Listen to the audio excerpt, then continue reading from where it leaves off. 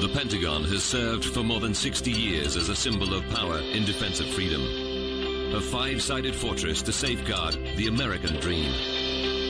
Then on September 11, 2001, terrorists tested its strength. They turned a commercial jet into a weapon of destruction. The United States suffered a tragic loss of life that day. But America's fortress proved to be a shield, protecting the lives of thousands of people who work there. Now, with cutting-edge computer graphics, we reveal exactly what happened. Disasters don't just occur, they're a chain of critical events. Unravel the fateful decisions in those final seconds from disaster.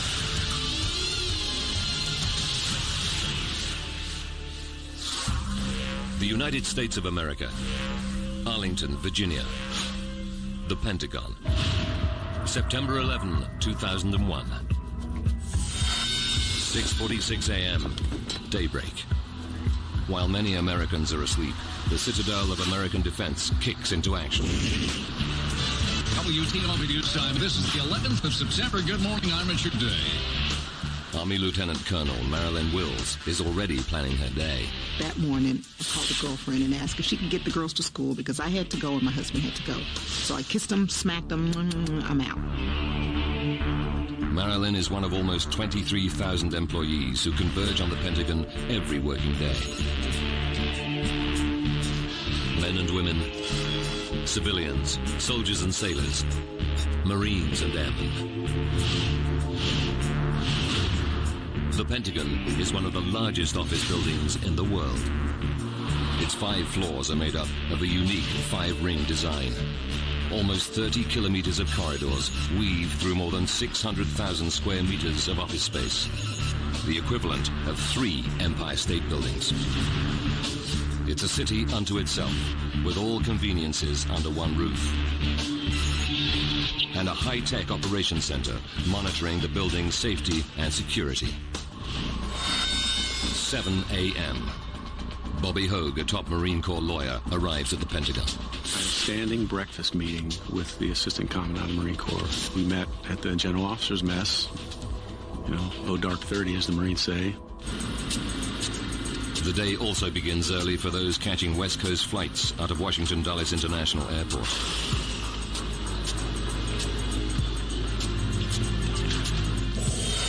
7:18 a.m.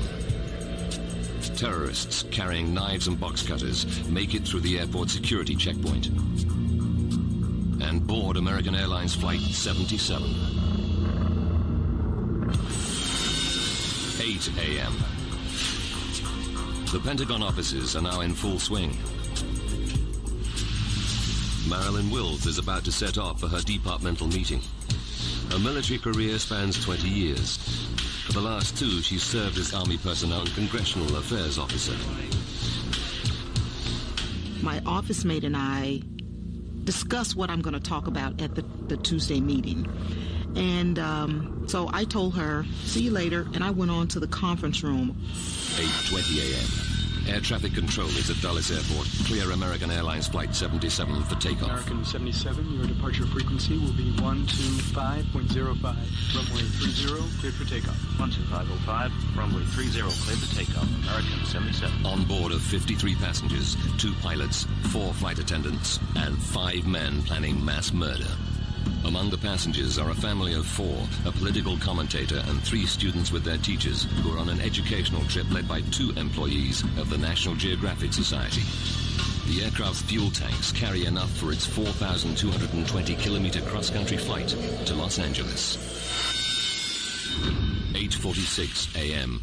This just in, you are looking at obviously a very disturbing live shot there. That is the World Trade Center, and we have unconfirmed report that a plane has crashed into one of the towers of the World Trade Center. An eerie stillness descends over the Pentagon's offices. Nearly everyone is transfixed by the events in New York. John Yates is a security manager at the Pentagon. So I stood there for about 4 or 5 minutes watching and walked back to my desk, called my wife, Before she hung up, she said, "Honey, do me a favor and work from underneath your desk for the rest of the day." And so I laughed and I said, "Sure, I will." I said, "I love you and I'll see you tonight."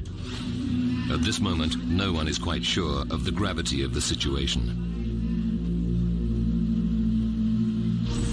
8:50 a.m. 30 minutes into its journey, American Airlines Flight 77.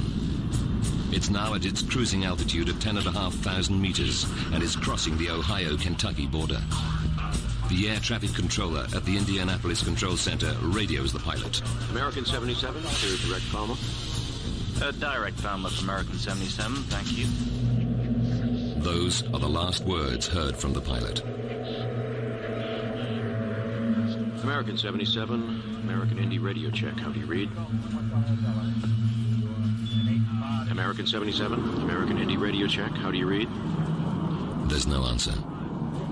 The air traffic controllers become concerned. You guys never been able to raise him at all?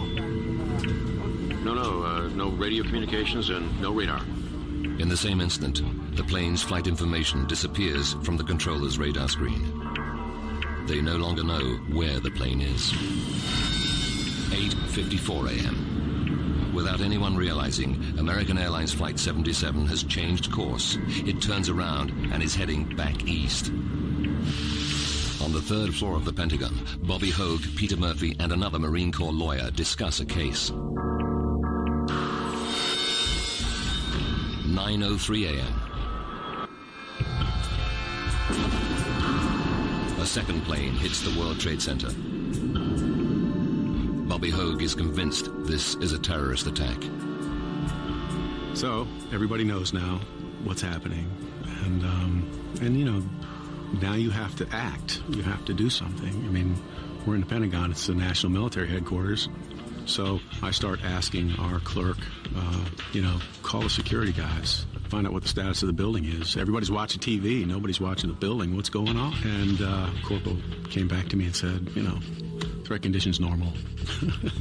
I said, well, that can't be right. But within seconds, the security level of the building increases rapidly. In offices throughout the Pentagon, tension mounts. Lieutenant Kevin Schaefer watches the breaking news on TV from his office on the ground floor. I couldn't concentrate on my work, and I stood up at my desk, and I just remember just standing there and watching the events unfold. Some of my colleagues were intending to call their wives or their spouses, and it was an emotional moment where they wanted to reach out. The Pentagon is now a target as the national crisis comes closer to home. Firefighter Alan Wallace is one of a three-man crew based at the Pentagon's fire station. He's busy checking the Pentagon's fire truck. At noon today, President Bush is scheduled to arrive. 9:30 a.m. Al, this is Chief Campbell. Alan receives a call from his fire chief. The information that Campbell gave me is that the government is considering this a terrorist attack. There's no doubt about it. And something like this could very possibly happen in Washington, D.C. And if that did happen, then our fire truck would be responding to that incident more than likely. Marilyn Wills is still in her meeting, isolated in the conference room on the first floor. She knows nothing about the terrorist attacks on the Twin Towers. And I just happened to glance at my watch and said, boy, this meeting's going a little long. 9:32 a.m. American Airlines has grounded all planes nationwide. As Washington-Dallas controllers clear the skies, they spot a fast-moving blip on their radar. It was an unidentified plane to the southwest of Dallas, moving at a very high rate of speed. I had literally a blip and nothing more.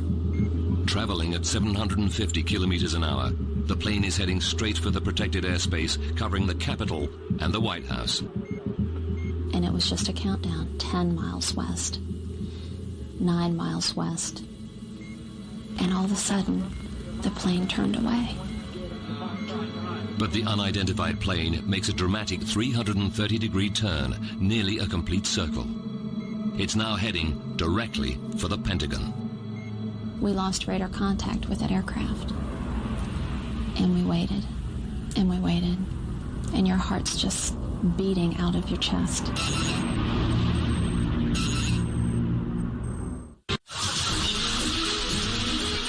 September 11, 2001.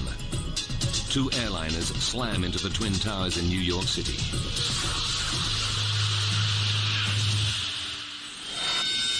"9:32 a.m. Another aircraft has dropped off the radar and is heading straight for the Pentagon. At 9:37, firefighter Alan Wallace is outside the Pentagon's west wall by his fire truck. We passed the right front corner of the fire truck, and probably 15 feet further than that, and I happened to look up and look to my left, and there is an airplane. 9:38. The Boeing 757, now at 850 kilometers per hour, is 1 second from impact. It flies so low it knocks down 3 streetlights and slams into the Pentagon's west side. A security camera captures the immediate aftermath. This is the only photographic evidence that exists of the impact. The plane tears through the west wall. Kevin Schaefer's office on the ground floor takes a direct hit. I just remember a gigantic fireball, the space exploding, and knocking me to the ground. I was on fire, and I knew I had to extinguish the flames, but it just happened so quickly, and truly, literally, the shock of the moment really disoriented me. John Yates and Marilyn Wills are on the first floor, immediately above the impact zone. Everything I touched burned. Everything was instantaneously hot, just like the inside of an oven. And I could feel water on my back from the sprinklers. Someone grabbed the back of my pants, and I told her, hold on to me. Don't let me go. Wherever I go, I got you. We're going to get out of here. So we started to crawl. I was first, and then civilian was behind me. Not knowing there were several people behind her, because you couldn't see anyone. If you put your hand in front of your face, you could not see your hand. It was that dark with smoke. And the lady behind me tugged on my pants and said she couldn't go any further because the smoke was just so intense. And she's like, every time I breathe, it hurts. And so I had on my black army sweater. And whatever was falling from the ceiling, liquid, I was putting my sweater in it and sucking on it because my mouth just felt like it was on fire. And so I passed it to her and I said, just suck on this. And I said, don't swallow, just suck on and spit it out. Operators in the building's Defense Protection Service Communication Center receive frantic phone calls from trapped employees. They coordinate the rescue effort and stay at their desks, even while the entire building is being evacuated. On the third floor, 7.5 meters above the plane's impact, Bobby Hogue is thrown across his office. Thick black smoke turns day into night. Bobby and 4 co-workers fight to breathe, desperately searching for a way out. But there's a problem with the escape route. To the south of us, the floor is obviously broken open, and that doesn't look stable. We were afraid, and we were in a tight spot. Firefighter Wallace dives for cover. He suffers only minor cuts and burns.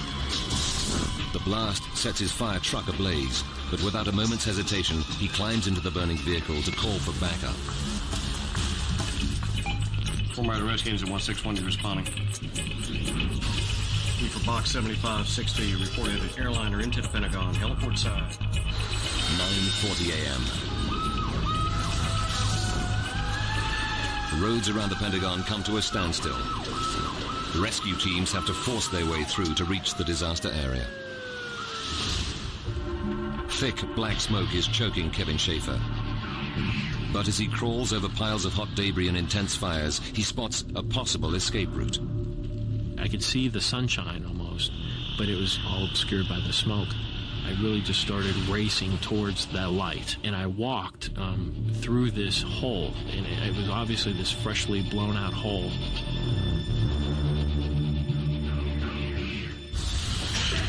But up on the first floor, Marilyn Wills is still trapped. We just started banging on this windowsill, just with feet and hands and the heel of our hands, and the windowsill popped open. The lady who was behind me was a lot older than we were, so we knew she had to go first. And the soldier who was standing there had been burned severely, so we lowered him down. So at that point it left my boss and I in the window. And I knew My office mate was still in there because she didn't have a meeting. And I knew several other people had to be in that area. And so he told me it was my turn to go. And I told him I couldn't because I wanted to go back. He pretty much gave me an order and said, "You'll go out of the window now." I think that was the hardest thing I had to do because I knew people were in there. But I knew it was suicidal if we went back. So I got out of the window. 9:45 a.m. 10 fire trucks battle to gain control of the blazing inferno. Temporary triage units treat those victims that do escape. By the blazing west wall, Alan Wallace helps those trying to get out through windows above. The building is on fire. These people coming out of the building are terrified. They're hurt, they're burned, they don't know where they are. The fire is coming out of the top half of the window and the smoke is blowing out of the bottom half, and these people are trying to get out of the building. As the inferno rages, it's impossible for firefighters to reach those trapped on the 3rd floor. Black smoke billows from both ends of the corridor. Bobby Hogue and his 4 co-workers keep searching for a way out and come across the crack in the floor again. Now it's opened up, and it's dropped even further, and you can see the fire coming up through the floor. They're trapped. The odds are against them. Follow my voice. Come this way. Some young guys saying, "There's a way out here. There's a way out this way, this way." So we don't question much. We just kind of grab onto each other, hunch over, and make for the door. 9:55 a.m. 17 minutes after the plane plowed into the Pentagon, firefighters hear the building creaking and cracking. Huge slabs of the floor are sinking. It's about to collapse, so they rush to evacuate the area. 9:57 a.m. 19 minutes after impact, a 23-meter section of the building collapses. It's an agonizing 10 minutes before firefighters get the all-clear to resume rescue efforts. Amazingly, Kevin Schaefer, Marilyn Wills, John Yates, and Bobby Hogue all managed to make it out in time. They and other survivors are rushed into emergency helicopters and ambulances. 11:30. The fire is now so fierce that it takes firefighters almost 24 hours before they can extinguish the last of the flames. For the first time in American history, terrorists attack the premier defense headquarters of the most powerful nation in the world. Now, by rewinding the events of that day and by going deep into the investigation, we can reveal what happened.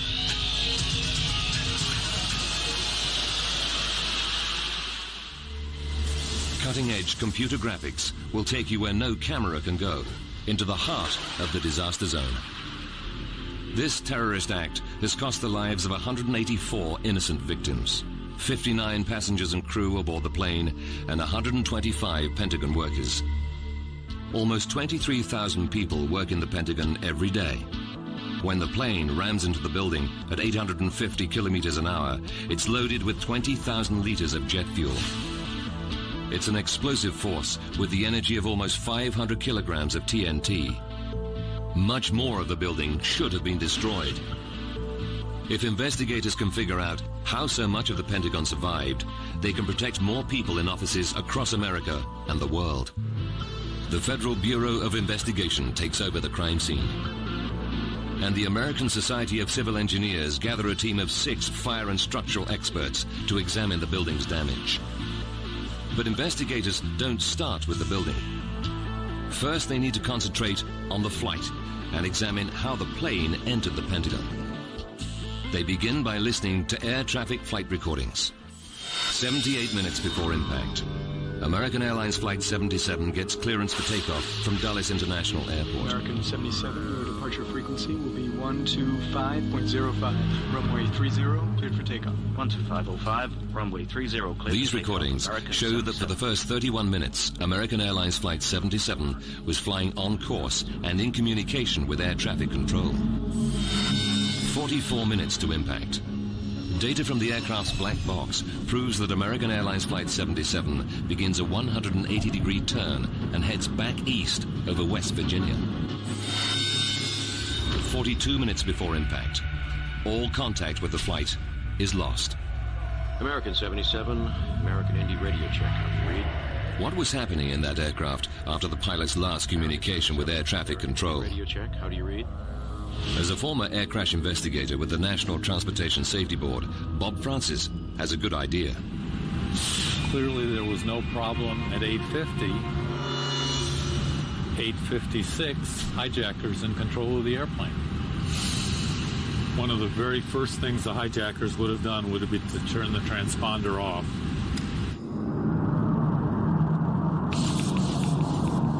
The transponder is a device that relays the aircraft's flight details, its number, speed, and altitude, to air traffic control. With the transponder off, American Airlines Flight 77 is reduced to a small blip on the radar screen. They no longer knew which aircraft on their radar was American 77. They basically lost this airplane. It means that for 36 minutes, American Airlines Flight 77 is able to fly east towards Washington, D.C.'s protected airspace, undetected by air traffic controllers. The difficulty was that they were looking west because that was the direction that the aircraft had been going in, and they assumed that was the way that it was continuing to go. 6 minutes to impact. Suddenly, Washington Air Traffic Controller Danielle O'Brien sees the fast-moving blip headed for the White House. But before she can react, it disappears. 4 minutes to impact. The black box confirms that the plane has entered a dive. Dropping 670 meters, turning 330 degrees to line up with the Pentagon, it increases its speed to 850 kilometers an hour.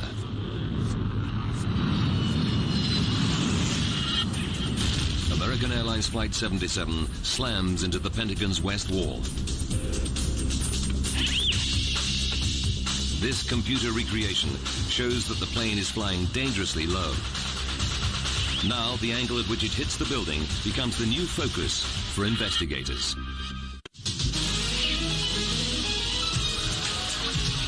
Five terrorists have hijacked an American Airlines jet and crashed it into the ground floor of the Pentagon.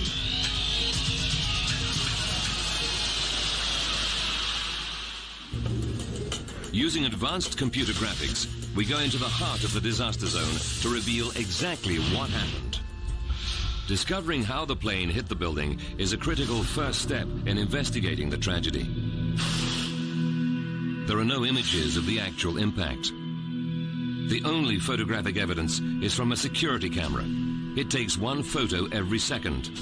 But at 850 kilometers an hour, the plane hits the building between photos. The one shot that would help the investigators, the critical moment of impact, is missing. Lead structural engineer Alan Kilsheimer is one of the first experts on the scene. When I first got there, I had no idea how the plane hit the building. Alan focuses on the plane's entry point. You could see the marks on the limestone where the right wing had made a mark as it went in, so you knew it was banked with the right wing higher and the left wing lower. 9:38. The plane comes in at an angle. The right wing hits the sturdy cement and steel base of the first floor slab and breaks off. But what happens to the left wing? Investigators make another discovery. Just in front of the left side of the hole, they find pieces of an aircraft wing buried nearly half a meter into the earth. Investigators now know exactly how the plane hit the Pentagon. The plane approaches the west wall diagonally, flying nearly level with the ground. Until, 0.1 of a second before impact, the plane rolls slightly to the left. At the moment of impact, the lower left wing and engine strike the ground at nearly the same instant that the nose hits the building. It's a critical piece of information because the angle at which it enters the building dictates the path the plane follows inside.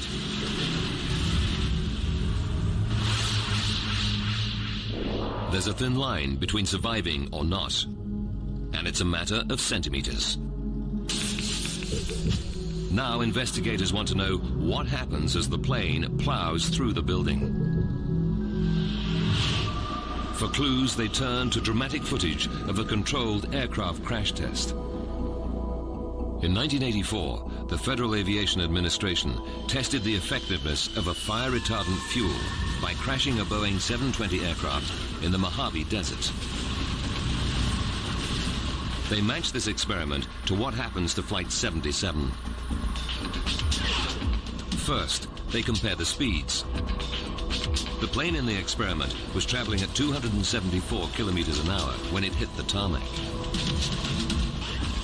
From its black box, investigators know the hijacked 757 was flying 3 times that speed when it hit the Pentagon, 850 kilometers an hour. Then they compare the distances each plane traveled after crashing. The test crash Boeing 720 slid nearly 370 meters before it stopped. But the conditions of Flight 77 were not the same. It was traveling 3 times faster into a fortified building. Pentagon investigators find the furthest remnants of the plane only as far as 95 meters into the building. What investigators now want to know is how exactly did the building structure slow down the plane so much that it limited damage. Destruction to the ground floor is all they have to go on. In a new age of terror, structural experts need to find out how to protect people in office buildings against a terrorist attack.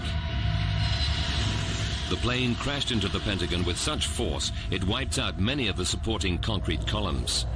20 meters in, 30 meters in. But then, at almost 50 meters inside the building, columns are damaged but still standing. Investigators are able to build a clear picture of what went on inside the Pentagon. So what really happened was the entire plane disintegrated as it went through the building. This is the moment of impact. The aircraft's nose acts like a bullet, tearing an opening into the building's face. 1/100th of a second after impact, the plane hits the first 8 columns and begins to break up. 2/100ths of a second. There's still momentum, and what's left of the plane continues traveling forward through offices.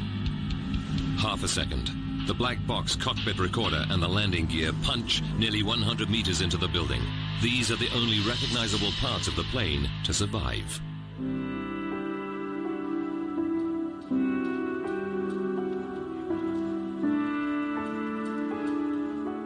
Within the offices that I worked in, there were 24 people died that day.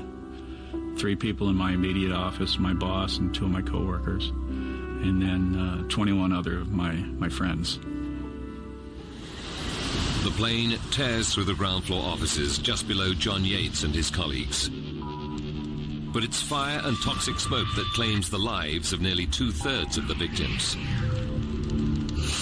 Fire protection engineer Tom Stanton evaluated the performance of the building. What these forces did was push everything all around through the building into piles, and they burned, taking out the walls, taking out the ceilings, everything, and just pushing it everywhere. These piles are like massive bonfires. All they need now is fuel and ignition. At impact, the aircraft is carrying 20,000 liters of fuel. Some of the fuel feeds the huge 127-meter-high fireball outside. But the rest comes into the building with the plane, moving almost 240 meters per second. It sprays jet fuel everywhere, including onto the piles of debris. John Yates is on the first floor. My glasses were still on my head, and when I took them off, I thought they were covered in blood because there was something on them, and I now know that it was jet fuel. Stan Ames is a fire scientist who studies how fire behaves. Let's imagine what it would have been like inside that building, suddenly and explosively filled with a fine mist of aviation fuel, followed by fire that burnt it explosively. Within an instant, it changed from fresh air to intense heat.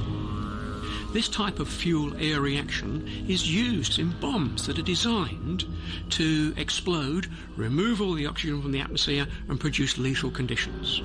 Pentagon workers who survived the initial impact now face an unbearable set of circumstances. You swallow, you could feel your lungs expanding and shrinking, and you couldn't use your eyes because the smoke was so intense.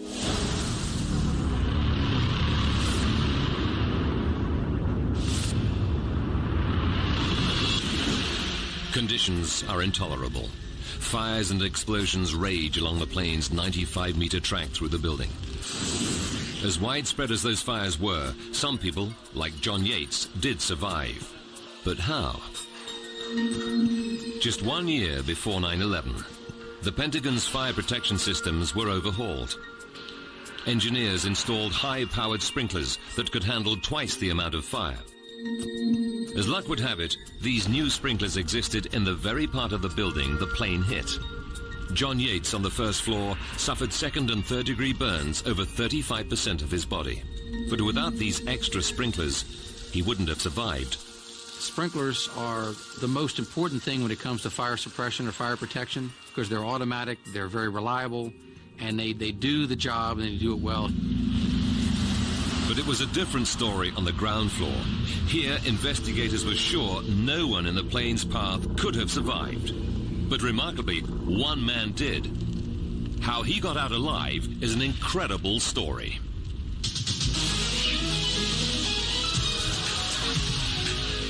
Fires rage in the west wing of the Pentagon after terrorists crash American Airlines Flight 77 into the ground floor.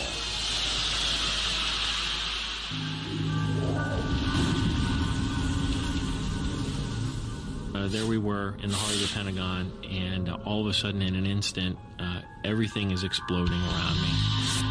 Dr. Georgine Glatz is chief engineer of the Pentagon renovation program. You see all the damage, and you don't have a clue who behind those walls and desks survived. For answers, the Pentagon task force turns to those who did make it out alive. They plot their exact positions within the critical zone and listen to each gruesome story. 6 weeks into the investigation, Dr. Glatz has interviewed 30 survivors. Then she hears of a man still recovering at Washington Hospital Burn Center. His name is Kevin Schaefer. Her interview with Kevin reveals something remarkable. Kevin's desk was in the direct path of the plane on the ground floor. I just remember a gigantic fireball, this face exploding and knocking me to the ground. The forces of the plane, moving at almost 240 meters per second, drags fuel into the building, drenching stacks of debris, which ignite. How did Kevin survive? I just took off in another direction and just literally started crawling and climbing over debris and through and around pockets of quite a bit of fire. As the plane comes into the building, it acts now like a big tank round. It's almost like if you're blowing up something in a rock quarry and you have milliseconds apart different explosions. That's what was happening. This film shows what happens during an explosion. The first stage is the bomb's lightning-fast blast wave. As energy pushes out from the explosion, it compresses air particles in its path to create a shock wave. It travels faster than the speed of sound, demolishing everything in its path. Using advanced computer graphics, we see in those milliseconds after impact how the blast wave moves through the Pentagon's ground floor. As the plane plows through the building, there are multiple explosions, spaced milliseconds apart, creating shock waves that follow a path of least resistance, bouncing off solid objects, moving in chaotic paths throughout the building. The ricocheting blast waves just miss Kevin. If he'd been standing just centimeters to his left or right, he would have been hit squarely by the blast waves. Had I been knocked unconscious, I don't think I would have survived in that space. I mean, I clearly wouldn't have. The blast waves that miss Kevin blow a hole into a roadway. This provided his only means of escape. Kevin got out by crawling another 28 meters. He suffered burns over 42% of his body and had 2 cardiac arrests while in hospital. How the blast waves that missed Kevin behaved has to do with the Pentagon's unique design. The Pentagon consists of 5 rings. The roadway that separates B and C rings is called A&E Drive. The shock waves raging through the ground floor are enclosed within 3 rings of offices. There was no way for the pressure from all these explosions to relieve itself. And the first time it could relieve itself is when it hit A&E Drive.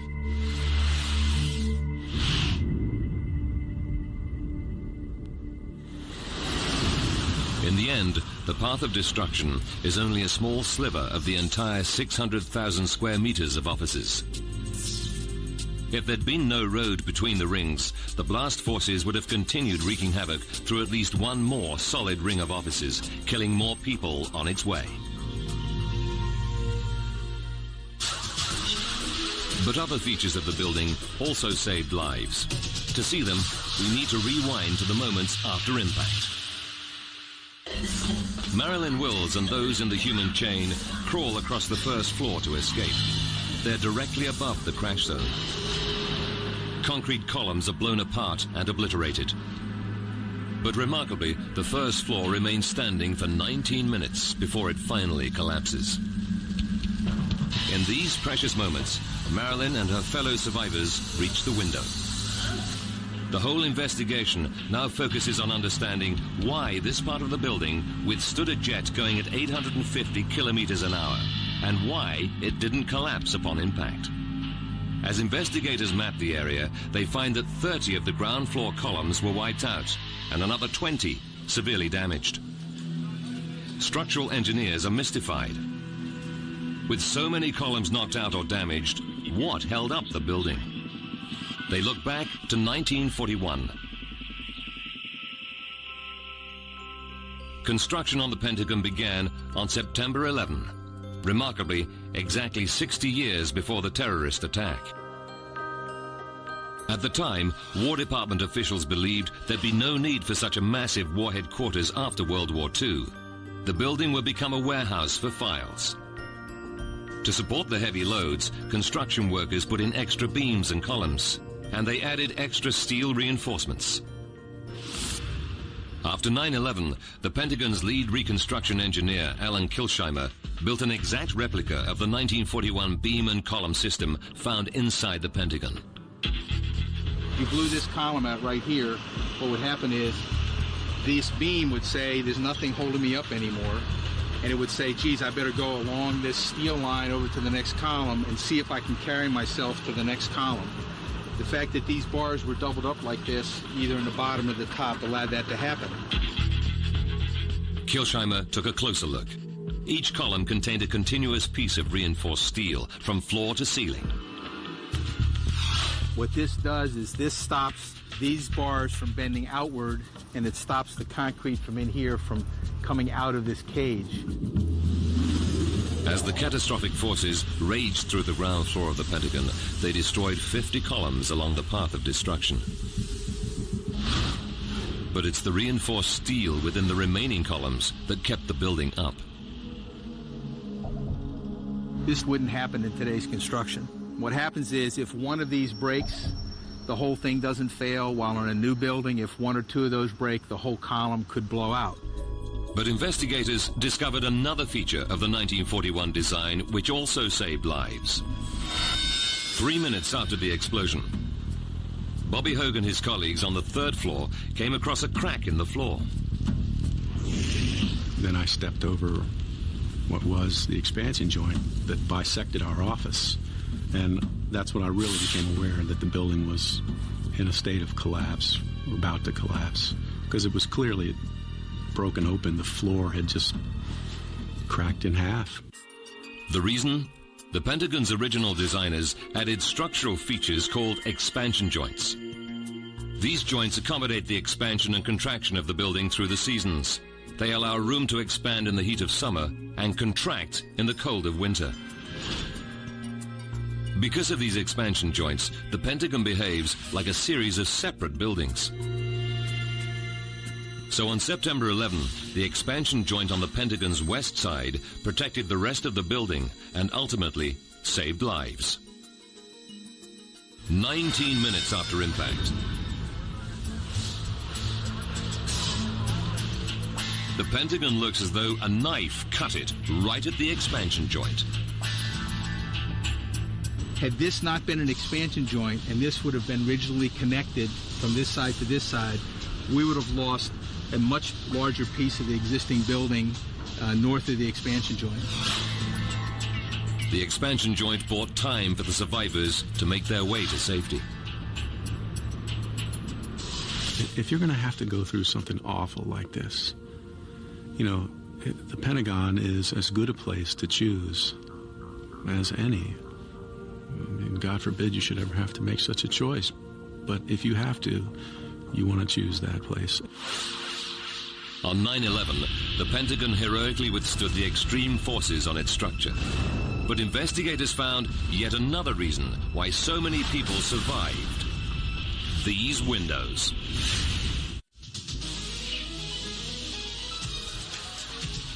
Investigators are uncovering the secrets of how the Pentagon withstood the 9/11 attack and how so many people survived. When the plane hit the Pentagon's west side, Bobby Hogue looked out the window and saw fire engulf the building. But that fire never touched him. Why? The answer was right in front of him, in the window. If someone had come to me in 2000 and said, we need to put a bomb-proof window in your office, I would say, get out of here. What are we going to do with a bomb-proof window, you know? Well, guess what? Yeah, sure came in handy. In 1995, 168 people died in the Oklahoma City bombing. This and other acts of terror on office buildings taught building experts vital lessons. Engineers came up with improvements, including tougher windows.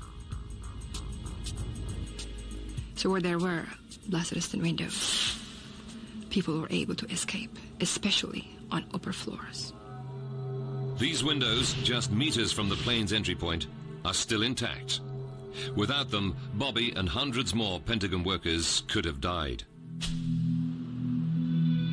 By 9/11, the Pentagon had installed these life-saving features into an area of the building known as Wedge 1. When the terrorists lock onto their target on the morning of September 11, it's this renovated section that appears in their sights.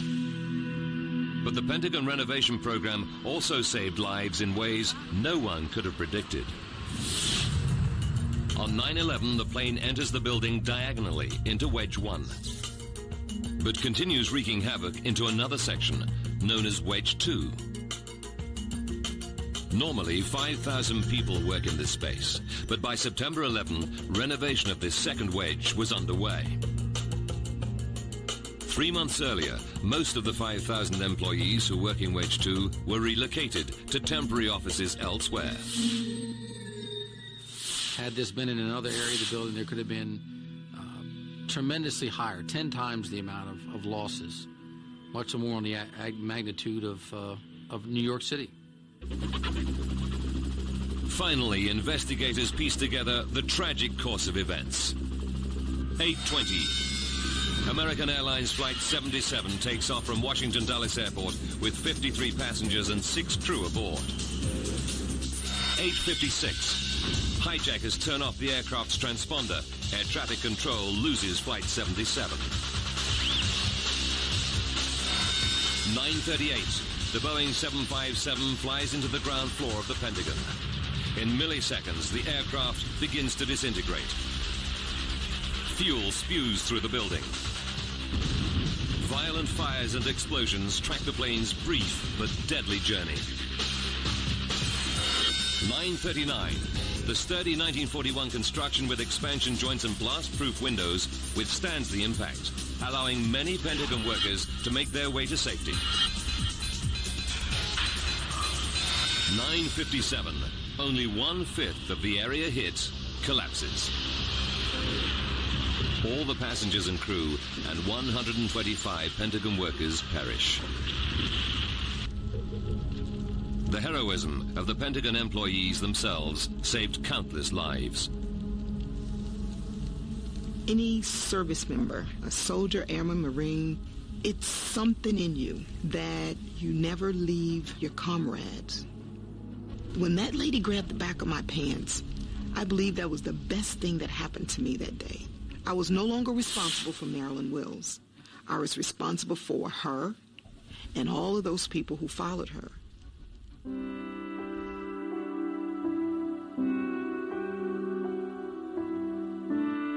A memorial inside the Pentagon is etched with the names of all those who lost their lives in the disaster. All military personnel wounded that day were awarded the prestigious Purple Heart. The disaster of 9/11 has changed the way we think, travel, and the way we design buildings. From ruin and heroism on 9/11, construction crews in only 1 year rebuilt the damaged area on the Pentagon's west side. It was a huge pride thing and still is to this day for everybody. That building is such a symbol of America's strength, and we've healed that building. The new walls restore the imposing appearance of the five-sided fortress. The Pentagon not only protects the United States in times of danger, the building itself provided the ultimate protection for thousands of Pentagon workers during a day of terror. But one scar in the facade remains. A block of Indiana limestone, still blackened by the fire from the attack, with a simple inscription. Its dark face is a dramatic contrast to the bright new limestone. But it's a chilling reminder of the events of that tragic day.